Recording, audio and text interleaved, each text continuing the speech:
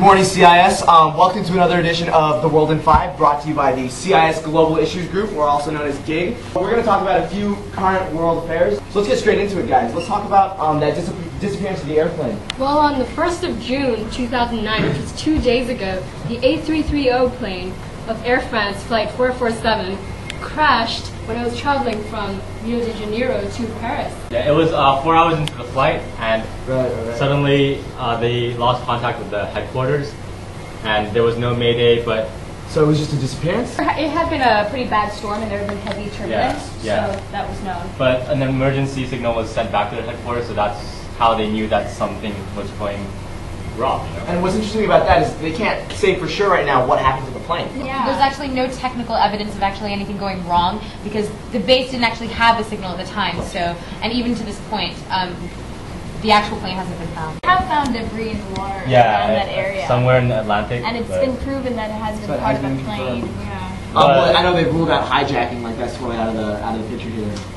But it's most likely a malfunction of the plane? Probably due to the turbulence. Keep in mind that the pilot was highly experienced because he had over 11,000 hours of flying time, so we can be sure that... We can only speculate. Let's move on to another kind of really pertinent global issue, and that's about the proliferation of nuclear weapons in North Korea. I've heard about that. Right. What do we got here, guys? We've got a pretty pressing global issue right now. I mean, this is international security, I should say. But actually, before we talk about it, we do have our international correspondent on site, Ryan Kwok. Ryan, come in. Hi. Can you tell us what's going on, Ryan?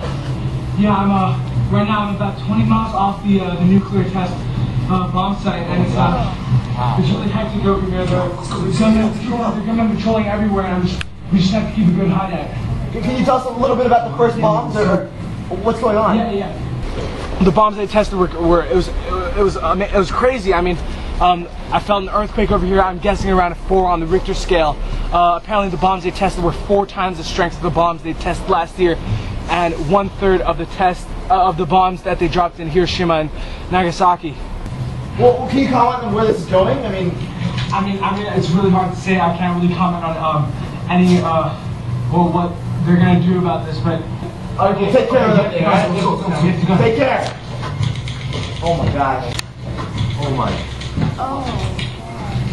Okay, well, hopefully Ryan Kwok is okay. The current dictator of North Korea, even though there are rumors of him having suffered a stroke and died in 2003, has named a successor. It's his 3rd son, Kim Il-un.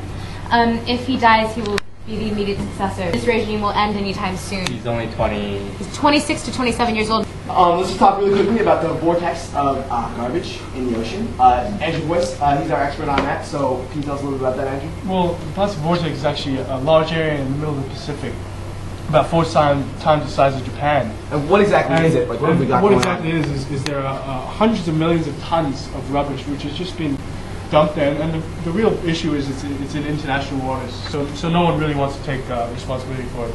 And just briefly, Charles, the project Kaisei, K-A-I-S-E-I. And are you part of that project, Andrew? I am in fact part of that project. I work closely with the founder of the project.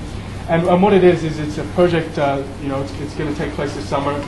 It's a research mission to study the vortex, study the plastic, and look at ways to solve the problem. And if any of you guys out there want to help, you can look up the group on Facebook, Project Kaisei, K-A-I-S-E-I, and join the group on Facebook for more updates. Okay, well, guys, that concludes another episode of The World in 5. Let's all think about these issues. Think about it.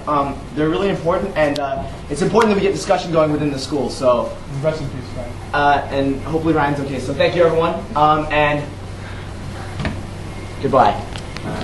Okay, let's move on, guys. That was North Korea.